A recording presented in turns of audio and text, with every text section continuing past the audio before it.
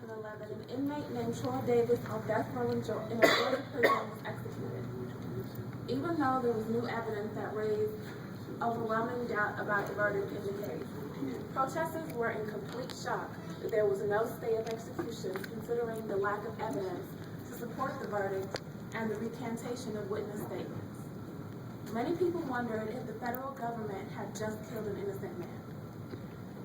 This miscarriage of justice supports the idea that the death penalty is a cruel and unusual punishment that is racially biased, not devoid of error, costly, ineffective as a deterrent of crime, and should be banned in Georgia.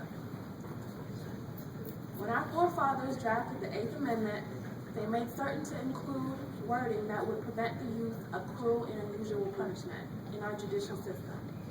Yet, over 200 years later, the state of Georgia and many others in the U.S. still use the practice of capital punishment. The way in which offenders are put to death has included electrocution, the gas chamber, firing squads, and the current use of lethal injection, which is now deemed the most humane form of capital punishment. However, there have been numerous instances where an execution by lethal injection was mishandled and resulted in the unnecessary suffering of the inmate. One case is that of the execution of Florida inmate Angel Diaz. During the administration of the deadly toxins, technicians inserted the needle improperly, not hitting any veins, but instead allowing the lethal cocktail to empty into his soft tissue, leaving him alive but in agonizing pain for 34 minutes. After an autopsy showed 1-foot-long chemical burns on the inside of his arm, Florida's pro-death penalty governor, Jeb Bush, made an executive decision to stop all executions in the state until the process was investigated and reformed. This is an all-too-common occurrence that should be classified as a direct infringement on the rights of the convicted, guaranteed by the Eighth Amendment.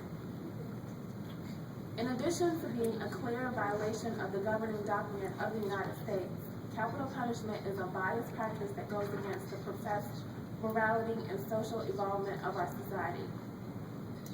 Many protesters feel that in the Troy Davis case, his race and the race of his victim was a major reason why the courts indicted, convicted, and sentenced him to death.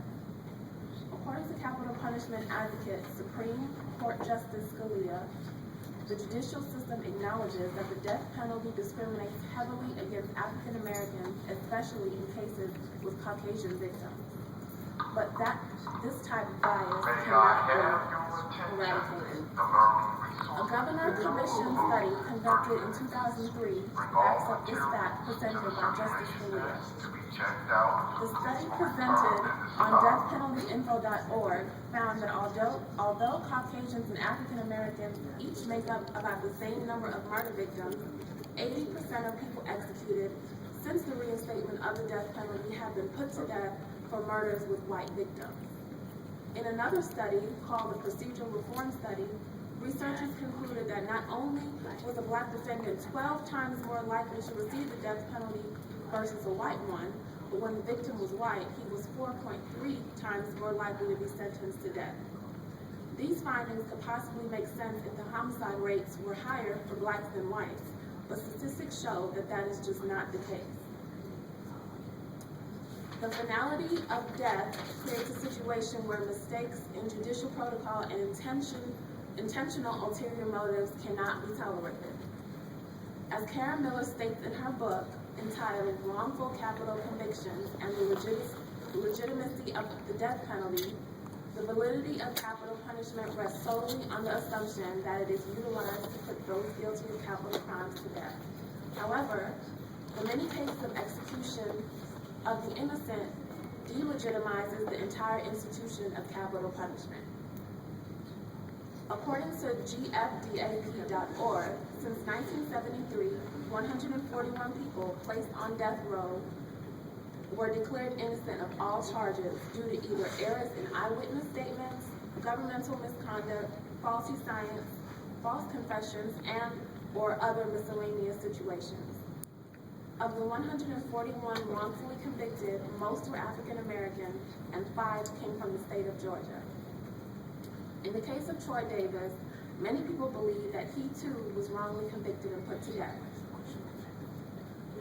Since the initial trial in 1991, 7 of the 9 eyewitnesses and informants have recanted their statements implicating Davis, citing either personal ulterior motives, police intimidation, or a fear for their own lives.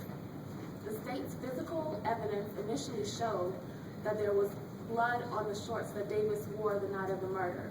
But in 2010, before his execution, the GBI found that the shorts, in fact, did not link Davis to the crime since the substance wasn't proven to be blood. Despite new evidence, Davis was still executed. If someone could be executed with even such a high level of evidentiary findings questioning the guilty verdict, how many unknowingly innocent defendants were actually executed since 1978? The fact that this question is relevant and necessary is scary and backs the idea that states should err on the side of life.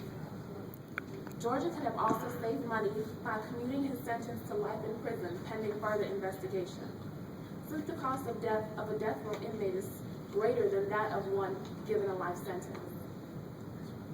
The Georgia for Alternatives to Death Penalty website reports that the total cost of the death penalty cases is over 3 times the amount than that of cases where the death penalty was not sought.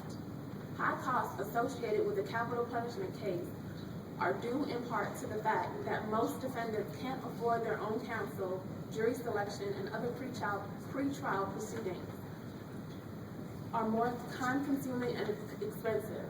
Trials are 4 times as long.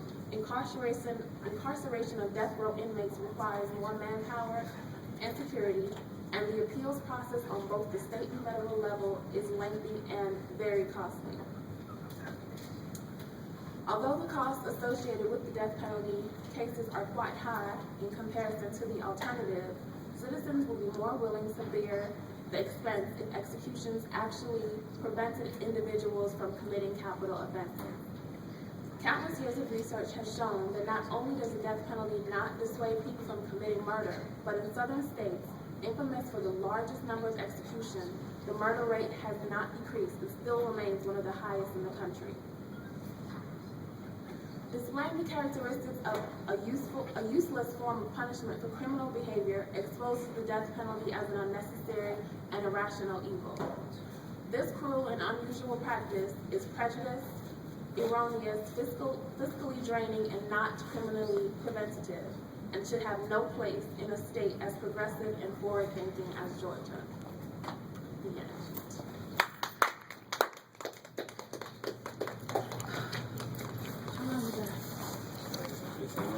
Hey.